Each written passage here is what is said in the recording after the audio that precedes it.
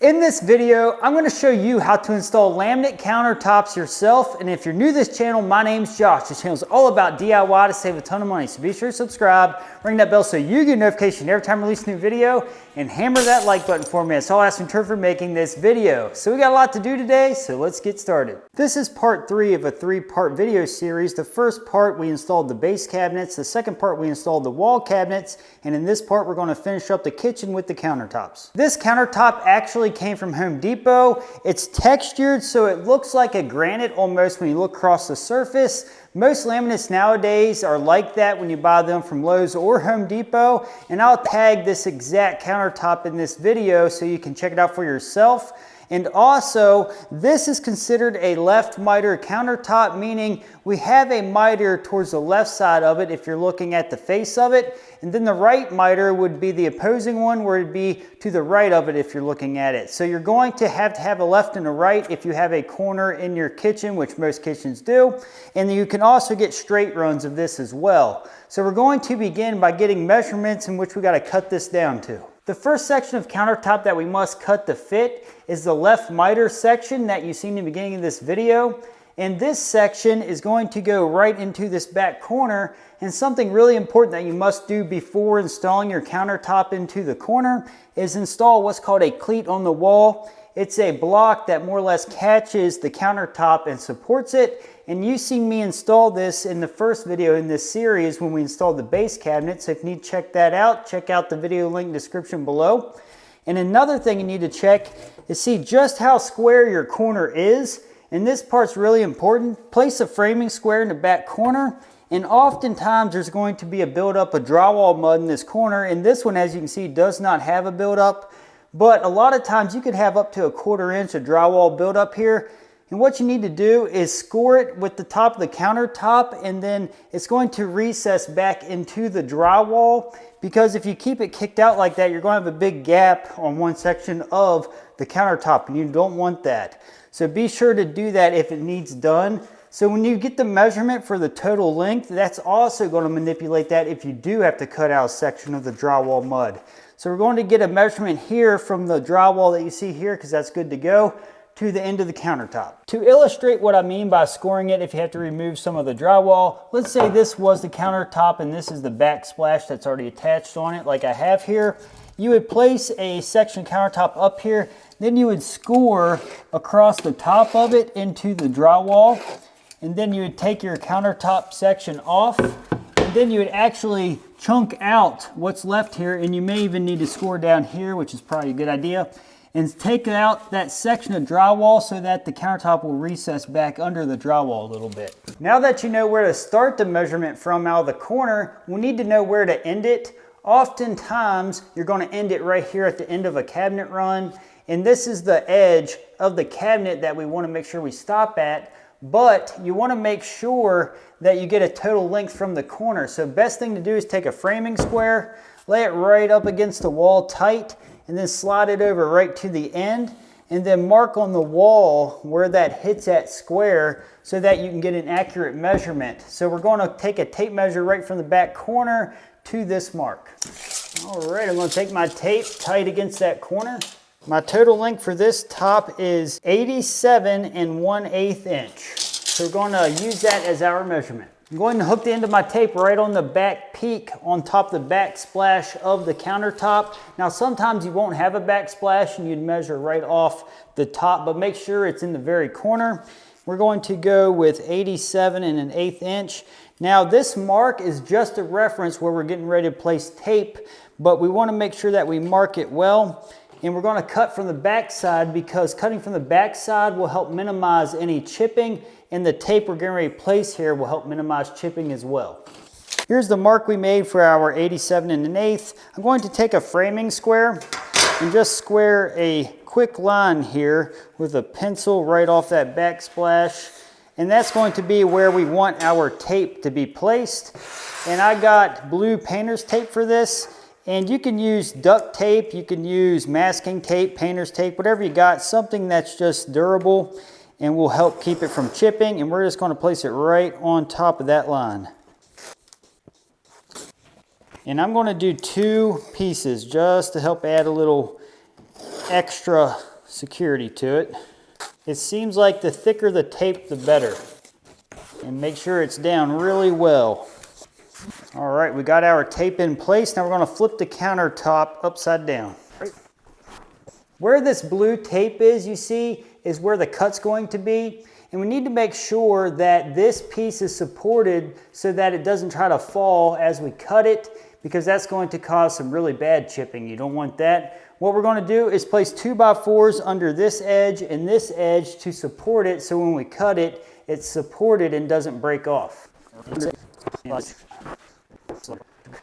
Same idea when we get the measurement. We want to make sure we pull off the peak of the miter. And we're going to mark 87 1/8. Here's the mark for the length. We're going to use a speed square to transcribe a line off that mark up the side of the backsplash, and then we're going to transcribe over to the top. We're then going to use a framing square to continue the line down the countertop. That's the length we need to cut this at. To make this cut, I'm going to be using what's called a track saw. This thing's great because it has a fine tooth blade. It spins really fast, makes a good cut. Now I understand a lot of people won't own a track saw, and that's totally fine. And here's what you can do. Get a fine tooth blade, a 100 tooth blade would be great, and get a 2x4 that you can clamp down from edge to edge to act as a guide to follow that line when you cut it and go really slow. But since I have this track saw, I'm going to place this track in the place where I'm going to cut, and it's going to use this as a guide. But I got to pad up where this lip is first, because this track will sit over that so we can cut right over this lip. Using 3/4 board, we're going to place this here first to pad it up flush with the edge of that lip. And we're going to slide this track in line with the mark we made. I'm going to clamp it down right on that line.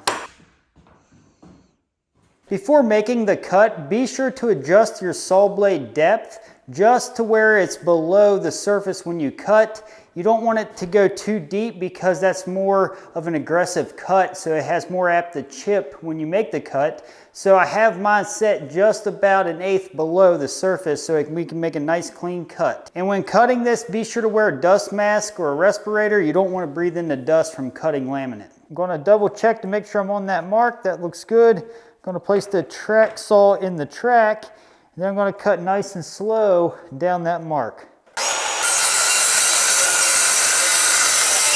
All right, and I'm going to come back here and adjust my depth as deep as I can go just to start that back cut, which is just a little deeper. All right, we can now remove the track and then finish the cut down the backsplash side.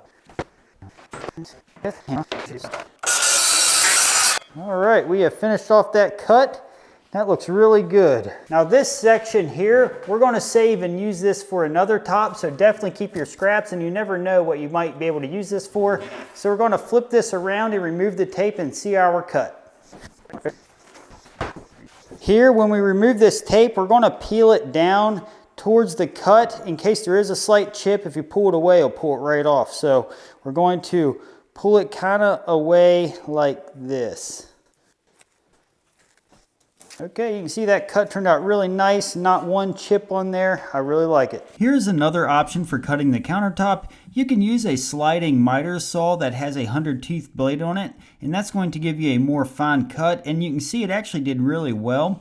And it does give you a better cut on the backsplash and easier to cut. So if you have one of these saws, I'd highly recommend trying this out as well. So between the two different methods, you can certainly find one that works for you. If you're enjoying this type of content, then you'll definitely want to check out the Excellent Labor course membership. Get instant access to all the DIY courses and downloads for just $5 a month at the time of this recording. And the best part, the library is growing, but your price won't if you lock it in today. Check out the link in the description to get started. Okay, we're going to set this into place to see what we got. Make sure we cut it correctly.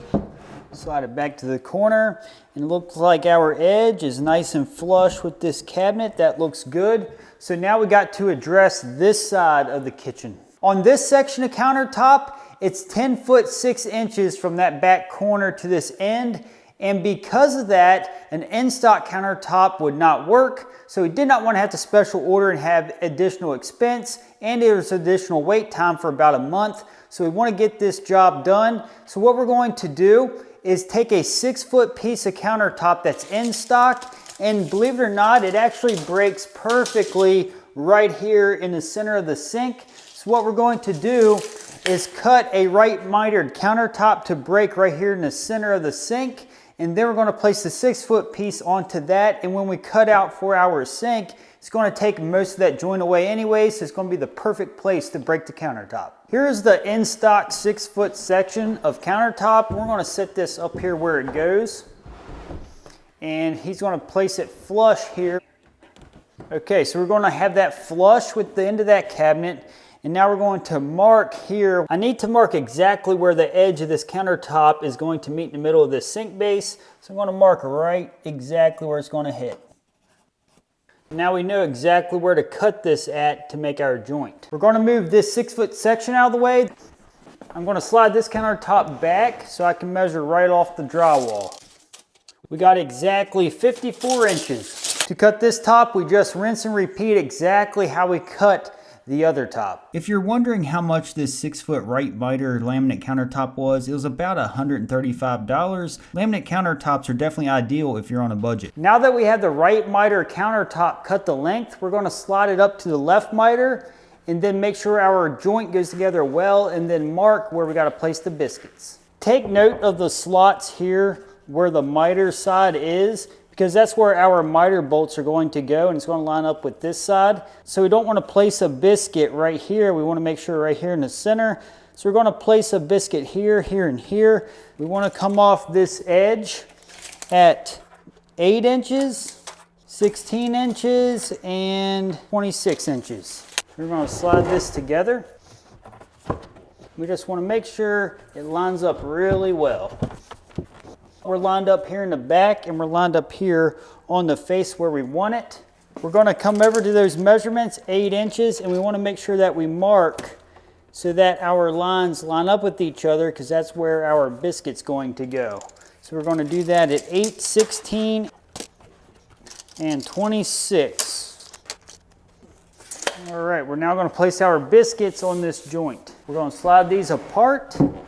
To make this joint, we're going to use 2 different types of connections here. We're going to use a biscuit joiner to make a joint using biscuits, and these are number 20 biscuits. And how these work is this saw is going to cut a notch on this side and this side at the marks that we made, and then the biscuit's going to go in with wood glue, and that's going to keep the surface flush after the wood glue is set up. So that's very important. And we're also going to use what's called a miter bolt kit, and it includes glue, but the most important part are these miter bolts, and these are going to squeeze that joint together, which is going to be critical to having a nice looking miter joint. So you need the miter bolt kit and a biscuit joiner. Using the biscuit joiner, we're going to line this mark up on the joiner with the mark we made on the countertop where the biscuit goes.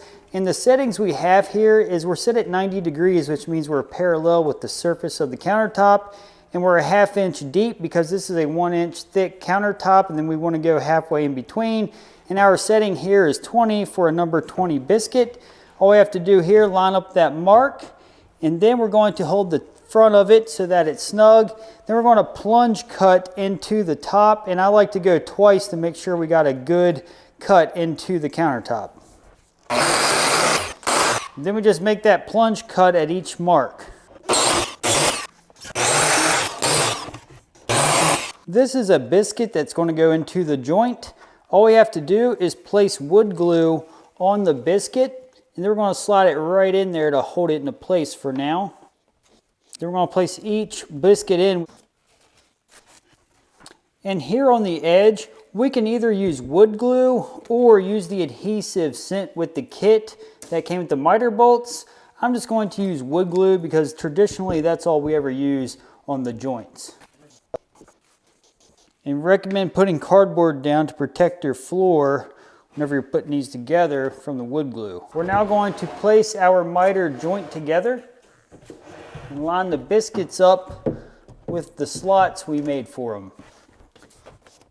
We're now going to go underneath where the grooves are and install the miter bolt. To do this, whenever we go underneath and place it, we're just going to use a wrench to tighten up the miter bolt. When tightening the miter bolts, be careful not to over tighten them. It can damage the wood. It's just pressed wood, so it is vulnerable to over tightening. I would typically use a rubber mallet and hit this where I need to shift it to line it up, but we don't have our rubber mallet today actually, so we're just going to tap this into place. If you're using a wood block and a metal hammer like I'm using here, definitely make sure you don't hit it too hard because you could crack the laminate itself. All right, we made sure that we're nice and lined up here at the front. We're going to put in the rest of the bolts. I slide the countertop off the edge to access the miter bolts that I can. We got 2 bolts in. We're going to flip it up to get to the other 2 bolts. Be careful when moving the countertop after you have some bolts into place. You can crack the wood underneath. Also, you can see it's much easier to get to the remaining bolts whenever it's flipped up. Now that we have our miter bolts in, we're going to lay this down to see what we got. Now we're going to clean off any wood glue that we got coming out of here. While the glue is still relatively fresh, we need to make sure our tops are lined up with each other. So take your hand across them. It's even better without a glove. You can feel if there's anything raised. So I can tell back here it's a little raised. So what I need to do here is use either a rubber mallet or dead blow, but I'm going to use a block with a hammer and then tap that down so that it's flush with the other top. All right, we are nice and flush, and that's all there is to getting the tops placed together. Here's the joint where the straight piece and the miter piece are going to come together on a straight cut. It's important that we place a bolt to connect it in the back here and a bolt up here. Even though the sink's going to be placed here, we're going to cut a lot of this out. To keep this joint together and looking good, we need to make sure we get some bolts here. So we're going to mark underneath and route out a place for the bolts. Be sure to have plenty of help to support the countertop when moving it like this. Essentially what we're going to do here is get the measurement of the slots that are cut out using a router. We're going to get those measurements and place them here on each end so that we can route it out to create the same kind of joint. Because the sink needs cut out, I want to make sure that this bolt is not going to be in the way of the sink cutout. So I'm going to come over 1.25 inches is the width of the bolt. So I'm going to give it a little more for play. So we don't want any wider than that. And we want to come up 2.5 inches in between here to here. So the center of this would be 3/4 inch. We're going to come up 2.5 inches. I'm then going to come up 1.5 inches, and that's going to be the center of where we need to route this out. And we're going to route it out about 1.25 inches wide. So that's going to be our slot that we got to cut out for our bolt. Because of this overhang on the countertop, we need to pad something up to get us to where our router will be flush and level. So I got a 3/4 inch piece of material, and I'm going to clamp it up here because I can't clamp it down here because my router has to sit there. So we're going to get this secured up here. Using my router, I have a 1/2 inch router bit on here, and I'm just going to route out the area that we marked. And this is something you got to take your time, and I'm going to turn a vacuum on as I do this to catch a lot of the dust because this will create a lot of dust. So we're going to route out about a 1/2 inch deep section out of the countertop.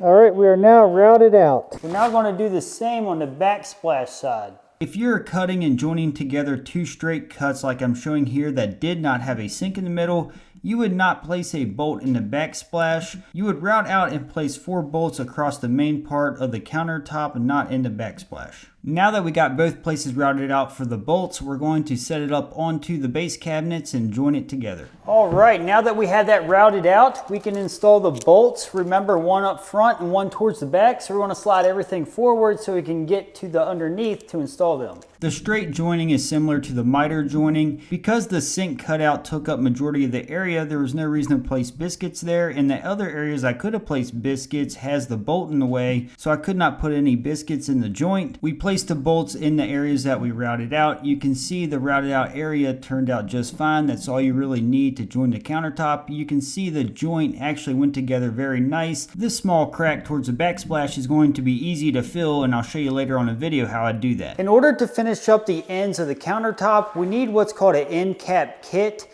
And this has everything you need to install the end caps. But there is one nuance here. We really don't need these wood strips because we're ending flush with the cabinet and there's no room for these wood strips that comes in this kit.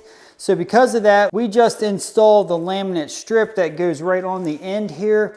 But if you are ending your countertops where you can fit these on, I would recommend installing them. So we're just going to take out these laminate strips and install them now. And we'll need an iron because the iron is going to heat up the strip, and there's adhesive on the back of it that is heat activated. It heats up the adhesive, then once it cools down, it seals right to the end of the countertop. To install these end caps, very simple. We're going to place it about where it goes, and we will be cutting the edges off with a file or a router. So we don't need to make sure this is flush with the countertop or anything of that nature. Just actually, if anything, as long as it's above it a little bit. So it actually looks pretty good there. So we're going to use the iron and we're going to hold it and press it against that laminate strip until it activates the adhesive on the back, and then it's going to cause it to glue to that countertop. All right, after we got that activated, we're going to take a cool damp rag and just wipe it across to help cool it and seal it. All right. See a little steam coming off of that from the heat. Okay, that's all there is to placing on the laminate strip. Now we need to let this set up before addressing filing off the edge. We're going to slide this one out. Same idea as the other one. While that one's setting up, we're going to do this side. We got that one on, looks good. We now need to trim off the excess laminate that's going over top the edge from the end cap. I'm going to use a flush trim bit with my router and just run it across the edge, and it's going to trim that off flush. Now the directions that came with the end cap says you can use a file to file these off. I've tried that before. It's a little difficult, I think, and it just doesn't look that great. So I found the router bit's definitely better. So I'm going to run this around the edge and get this trimmed up. If you do go with the router instead of using the file, be sure to have the depth set properly and hold your router as flat as you can, because if you do go in at a slight angle and your router bit is too long, it will shave off the whole corner and you'll see wood, so you definitely want to avoid that. And you can see using the router definitely gives you a nice professional looking finish. So it looks like it came from the factory this way. So I do recommend using a router if possible. Now that we have the countertop end caps on and we have the countertop tight against the wall where we want it to be permanently installed, I'm going to remove the drawers because we need to place screws up through the bottom of the cabinet into the countertop to secure the countertop down to the cabinets. To remove the drawers, typically there's a latch on the bottom towards the front on each side, and that's going to release it from this part that rolls in and out. And that is all there is to removing the drawers, so I'm going to remove all the drawers now. Now that I have the drawers removed, I can access the corner pieces of wood that are in each corner of the cabinet. So I'm going to pre-drill through them and place a 2-inch screw to secure the top down. Now it may be different for you, it may be more shallow, so you need to measure to make sure you don't drill through the top of your countertop. And in my case, I'm going to use a 2-inch screw, pre-drill with the 1/8-inch drill bit, and then drive it through with my impact driver to drive the top down. Again, double check to make sure yours might only require a 1.5 inch screw. You definitely want to measure the correct depth because you do not want to come to the top, obviously. So you want to make sure you stay below the surface about 1/4 inch. So in my case, like I said, 2-inch screw is going to do just fine. So I'm going to pre-drill through those corner strips and then install the laminate tops. I did have to remove the tracks in order to access the area to get my drill in there. To do that, I just took out the 2 Phillips screws. You can see we have 4 screws in this cabinet, and that's going to be plenty to hold that countertop down. For the rest of the kitchen, same idea. Took out the drawers, placed the screws. Now the countertop is down securely. Now that we have the countertop anchored to the cabinets, we need to cut out for the drop-in sink. This sink, like many sinks, should come with a template. Here's the template that we're going to need to make our cutout for the sink. So this is essential to having an accurate cutout whenever you make the cutout for your sink. As you know, where we have this butt joint is going to be the center of the sink. So we already have a line going where the center of the sink is. If you don't have this, which more than likely you won't, you want to make sure you get a center line to place your template right in the center where it's to be placed. Now we're going to keep this about a 1/2 inch back from our backsplash, because we have that bolt that's up in the front end of this brake. So we want to make sure we miss it. So we're going to hold a 1/2 inch from this backsplash, and that's going to give us in the right area here. These screws are the center of the template, and I want to make sure I get my 1/2 inch back here. So all I have to do is line up these screws with that butt joint, and that looks good. I'm going to get my 1/2 inch measurement back here. That looks good right there. I'm going to place a piece of tape to hold this back corner.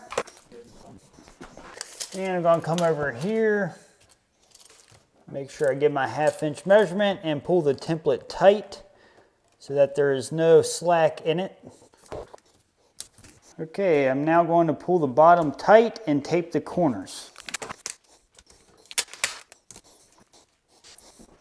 Now that we have the template secured, we're going to use a level as a straight edge, and I'm going to mark the edges of the template so that we don't lose track of the sides of it. Just going to use a marker and trace right down the edge.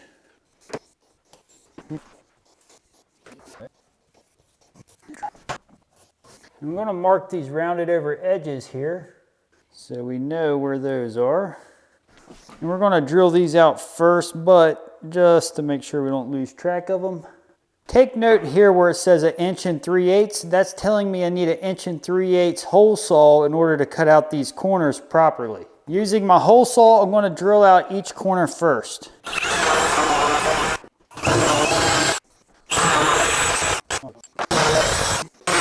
Now that we have our holes drilled out, we can take the template up out of the way. To make this back cut, I'm going to use the track saw because it's actually designed to get close to the edge of something. So that's about exactly where we want to cut this back. So we can plunge cut back here to cut this out. Then around the sides, we're going to use a jigsaw. Most people are really familiar with this. We're simply going to follow the lines as we cut it with this. So that's how we're going to cut out for the sink.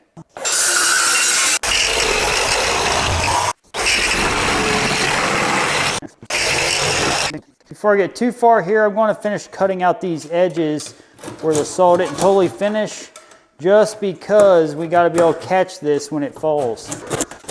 All right, he's going to reach under and support this as I finish up this cut. I wanted to show you how I just missed the bolt that was connecting the countertop. All right, I'm going to set the sink into the opening and see what it looks like, make sure it's cut out properly. And that actually looks really good. Cutout looks good. Everything is what you want. So before I actually set this sink, I'm going to caulk the joints here in the mitered joint. So that way it's going to look as best as possible. So we're going to go ahead and pull this out now and do that. To make these joints look better, it's a good idea to take white caulk and place in the joint and then wipe it clean with a damp paper towel to seal that crack. I use white caulk because it's a white tone countertop. Be sure to use a color matching caulk for your countertop. I know it looks like a lot of caulk, but we want to make sure we get plenty in that crack. And you can see that looks exponentially better, so I'm going to do that at each crack. You will notice when you're caulking the cracks that it's really similar to grouting tile. It more or less just fills in the voids and helps level and smooths everything out and blends it in together. You can see the final product turned out really nice. This looks like a professional install even though it was a DIY job, but with a little practice you can definitely make perfect. If you're enjoying this type of content, be sure to subscribe to our newsletter. You'll get free building and DIY tips straight to your inbox. The final step to the countertops is making sure that you caulk where the backsplash meets the drywall. And if you'd like to see how I'm going to install this sink, check out this video. It'll help you out.